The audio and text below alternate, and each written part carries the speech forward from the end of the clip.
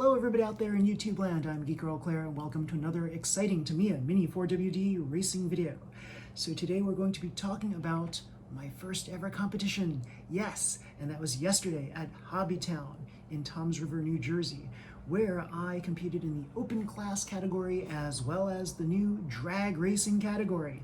So open class, I tried using my home-built race car here based on the Neo VQS Japan Cup 2020 chassis, and as you see I made my own little body damper here, a lantern damper, along with various subtle niceties on this thing. I made the car really light by putting in pink Fujitsu batteries, and the whole thing weighed 105 grams without the batteries. So I think that was it. That was the case. 105 grams without the batteries, and yes, 142 grams with the batteries in place. So I will say this, the track at Hobbytown is crazy. There are extreme right angle turns on one section of the track, and that's where my car flew off each time. So there was one time in which one of my cars was able to complete 4 out of the 5 laps. And so you have to complete all 5 laps to be able to successfully qualify. So 4 out of 5, not bad, but not good enough. So I tried this car and it was very light and it flew off the track a lot. This one fared a little bit better because it was heavier.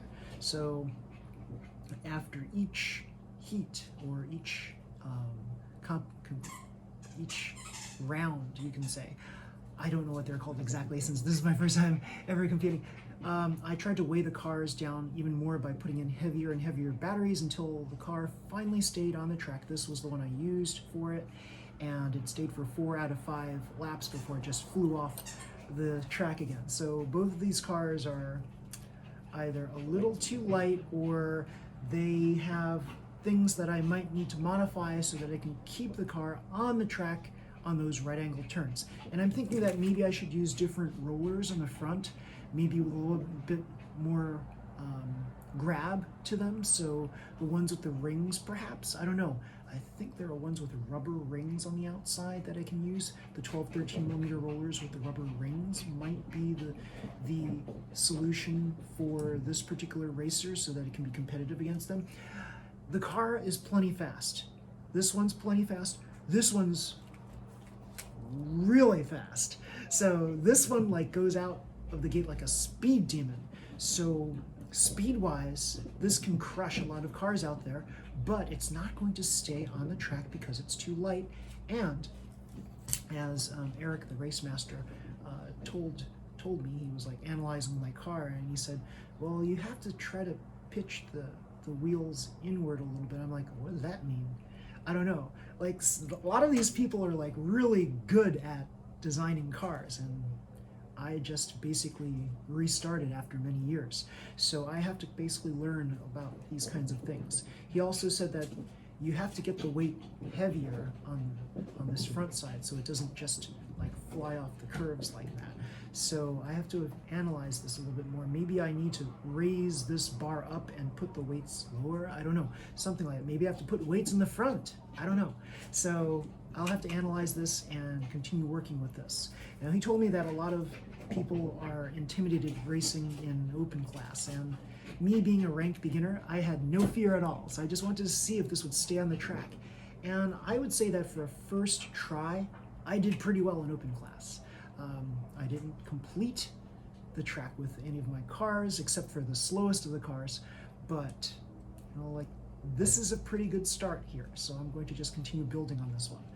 So then I entered the drag races. Originally I wanted to just be a spectator of the whole thing, and then I entered and it was like, well, wait a minute, I've got this car, the little penguin racer that I recently built, and it's not known to have like a really good engine in there. There's just a box stock engine inside there. So if I were to just use that, I would have totally lost, because a lot of those cars, they were tuned. So the category is, it's a tuned class car racing in the drag racing. So that means you could use either rev tuned, atomic tuned, or torque tuned.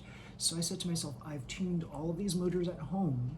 So I put a torque tuned motor in place of the box stock motor.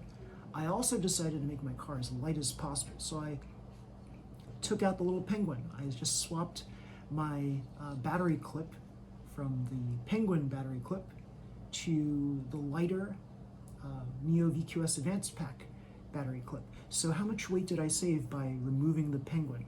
I saved I have the notes here, 1.52 grams by removing the Penguin. I also swapped out the back latch that's on here, and I saved a little bit of weight with that too.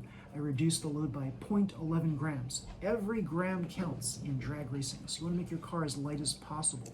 So I said to myself, do I really need the rollers? Well, somebody told me, well, yeah, what if the car bounces along the sides of the track? Then the rollers keep the car basically in place instead of hitting everything on the sides. So I decided to keep the rollers on there.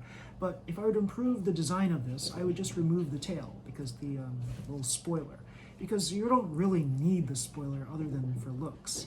So an analysis of this car, it's built for speed because it's got these big wheels, large diameter wheels. They are hard tires. I don't think they're super hard, they're just hard. So they're almost like pencil eraser type material. I'll bet you can actually erase pencil shavings with these tires, because if you look at the skid marks on them, it looks just like what would appear on one of those big magic erasers. So yeah, overall, oh, I changed the gears also. I did a quick swap of the 5:1 ratio gears, which are totally slow and crappy, to 3.7s, which were in my Neo VQS Advanced Pack. So I tuned the gears even. Strangely enough, I swapped out a carbon gear and I kept my pink gear in the front. So maybe I should have had the same on both, but I don't think it really matters. And truth be told, I did a little speed test and I found out that just using the pink gears, which come alone, right? They don't come off of a tree that you have to clip off using special cutters.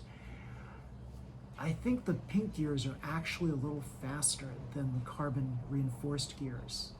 So the carbon reinforced gears, they've got that little notch that is left over when you clip it, and you can get as close as you can to it, but there's always going to be a little bit of stuff left over. So my gut feeling is if you just use those pink gears rather than use the carbon reinforced gears, you'll actually get a faster racer, but you do have to replace those pink gears more often. So how often? I don't know. I haven't raced hundreds of races yet like other people.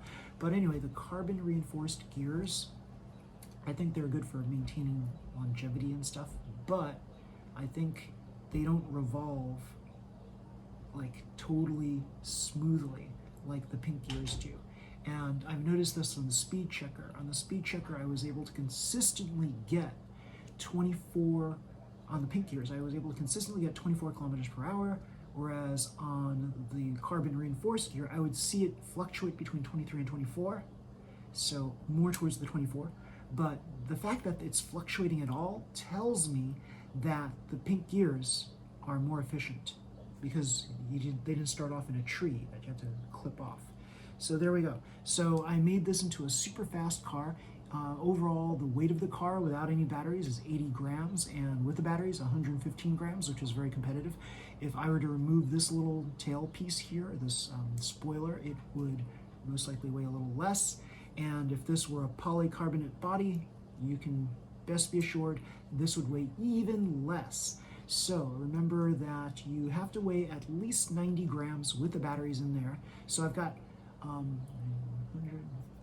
25 grams to work with here. So for my next race or races, I will consider perhaps getting a polycarbonate body, maybe swapping out a new VQS Japan Cup top with this one.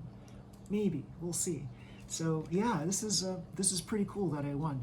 And yeah, I'll let you see the slow-mo of the final race, because that wasn't really, that's not captured well in the videos out there that are circulating out there, but my son actually captured it, and you'll see what exactly happened there. I won by a roller. So by the size of this roller, I won by a roller's length. So that was pretty cool. It was a very close race. So yeah, those guys that I competed with they had a lot of knowledge about what to do with the car to improve it. So yeah, and they were also eyeballing this. They were saying, wow, this is a pretty cool car. I think I want to get one. Unfortunately, there were none to be had at Hobbytown, but you can always get this through the Hobbytown website, I'll bet, and or other sources out there. So anyway, yeah, thank you Hobbytown for hosting that event, and yeah, it was a very exciting first time. If you like this video, please slam the like button, subscribe to my videos, and you'll see more videos just like this one. Again, I'm not a pro, I'm an enthusiast, but I have a lot of knowledge to share amongst all the newbies out there, as well as the up-and-coming racers. So, until next time, everybody, see you, bye.